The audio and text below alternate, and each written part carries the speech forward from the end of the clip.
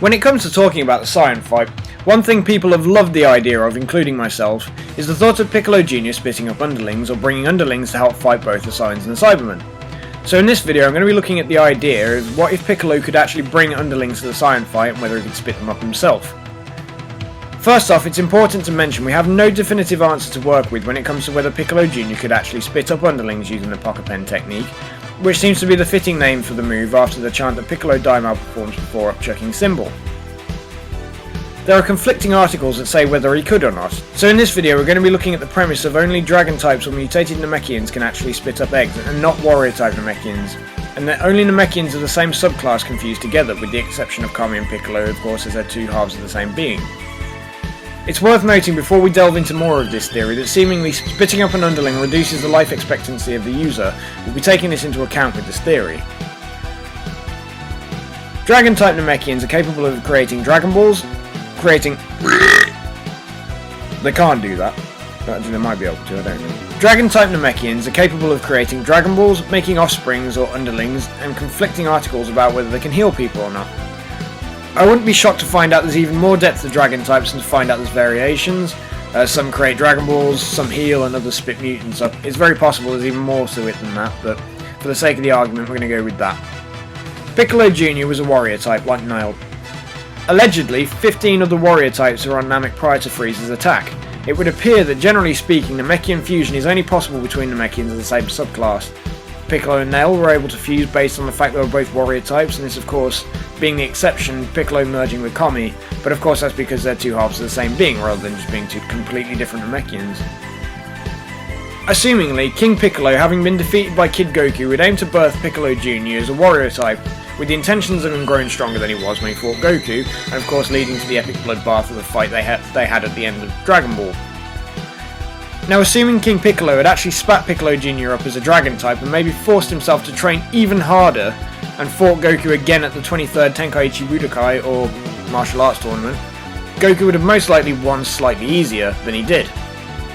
Failing that, it may have actually made Piccolo Jr stronger if he's able to spit up an underling to share a similar age to himself. He may have actually been able to train with the underling similarly as he does when he splits himself in two as a warrior type as seen in Dragon Ball Z. Not only would this make Piccolo Jr stronger, but imagine having somebody like Tambourine at an almost matching power level. It'd be pretty awesome.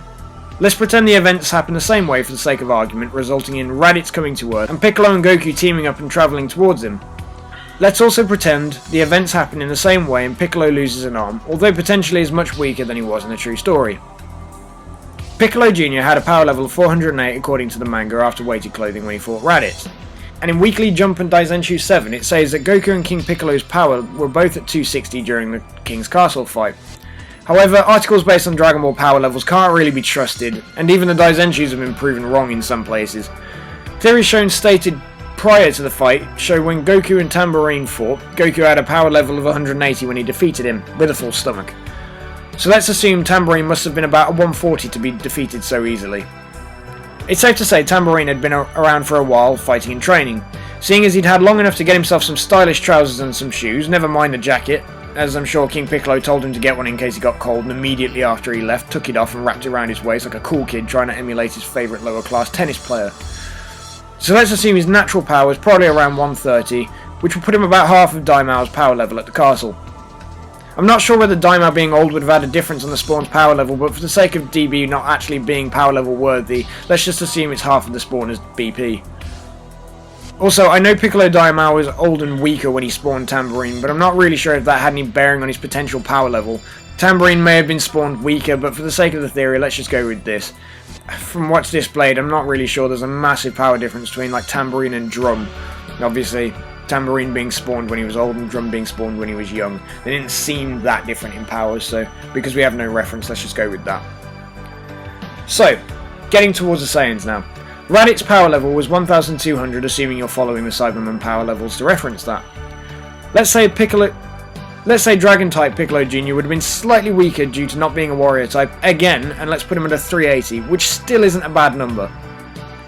Assuming Piccolo wouldn't want to mess up his life force mid-fight, it probably wouldn't be worth him spitting up any underlings in this fight. By the time they were actually in the fight, Piccolo already knew that Raditz was way more powerful than he was, so spawning an underling would have seemed redundant to birth them with a 190 power level. which realistically would only actually have spit them up marginally stronger than Goku was in the fight in Dragon Ball when he killed Tambourine.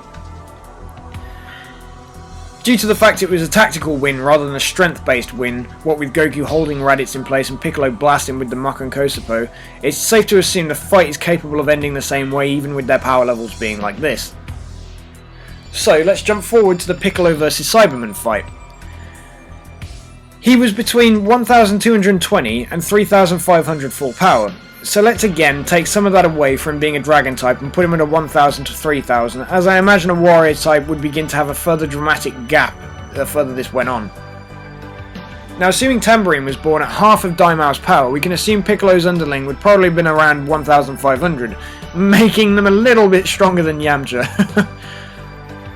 Also, I feel this is worth noting. If Piccolo had been spitting up his underlings and using them as training partners, it's fair to assume he wouldn't have actually had as much of a special connection with Gohan, due to already having the underlings he's considered sons, much like King Piccolo had with his underlings, meaning although he'd still want to train him in order to bring out Gohan's powers to help fight the Saiyans, it's plausible that the two of them wouldn't become such good friends, or just as likely on the other hand, Gohan becomes friends with all of the underlings and Piccolo due to their closely bonded training.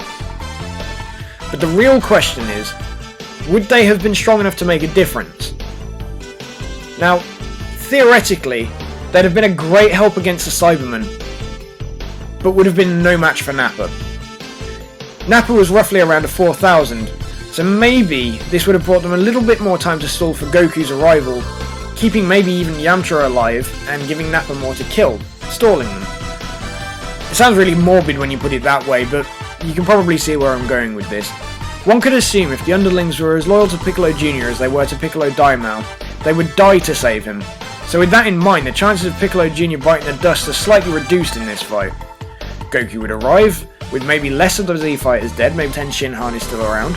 Based on the assumption of Piccolo Jr living, it could be the case that they'd never actually have to go to Namek, but it's fair to suspect they'd need to because they'd only have one wish, and the chances of it being Krillin or Chaozu that they wouldn't have actually been able to bring them back. Now, speaking of Chaozu, the chances of Chaozu blowing himself up are pretty strong, as the guy's only about a 610 in power level and didn't really try much else before using the old sticky bomb in the back technique. Vegeta living is a bit of a difficult one, as to wonder whether anybody besides Krillin would have actually listened to Goku when it came to letting him go. Piccolo Jr, being as wise as he seems, would have probably killed Vegeta right then and there, which could have caused major issues heading into the Namek arc, only to assume that without Vegeta ending the minions of Frieza with his Zenkai boost, the Z-Warriors would have been wiped out, especially if Yamcha had gone with them. Especially. It's fair to assume that if Piccolo had an army of underlings, he'd have probably had them train against each other constantly, so although their strength would have been rising steadily, it's doubtful they'd have had as much use when it came to fighting on Namek. My assumption is that have gone to Namek but only most likely gotten past Dodoria. It's a wonder whether Goku would have even trained on this trip to Namek because he wouldn't have necessarily been made aware of Frieza. That would all depend on how injured Goku was during the fight and whether who survived and whether they initially went to Namek without Goku. If Piccolo hadn't bitten the dust during his fight, it's a thought whether Gohan's drive to get going would be as big so to bring anybody else back who had died. Unless, referencing earlier, Gohan and Piccolo had bonded with the underlings too, in which case it's possible that Gohan would have been driven to bringing back the underlings back to life as well. If they had, and Goku had been warned of Frieza and trained at 100 times normal gravity the same, it's likely that they could have actually fought somewhat of the onslaught off, especially if Piccolo was able to merge with any Namekians there. But of course, being a dragon type, merging would have been much harder to find the selectable candidates, unless he fused with Guru, which would have been an interesting one, but then of course it'd have needed new Dragon Balls and all sorts. Either way, I feel that the Frieza fight would have ended up being too difficult without having Vegeta there to buy time and use the Zenkai boost potential. They'd have been lucky to make it that far, and of course Piccolo wouldn't have been able to fuse with Nail based on the fact they're different types. Overall, as fun as this scenario could have been, it's imperative to the story that Piccolo was the way he was and was the type that he was, because that Nail fusion gave him such an incredible boost in power that was needed to help survive as long as they did against Frieza. In conclusion, had Piccolo Jr been spawned a dragon type, fusing with other Namekians would have been hard and created less of a boost in Piccolo's power, so fighting Frieza would have been futile. So it's probably best the story played out the way it did. Anyway, I hope you all enjoyed the video and it's answered any questions you might have had on the situation. Please leave a like, comment and subscribe to start training on World King Kanji's planet, and I'll catch you all in the next video. See you later, guys.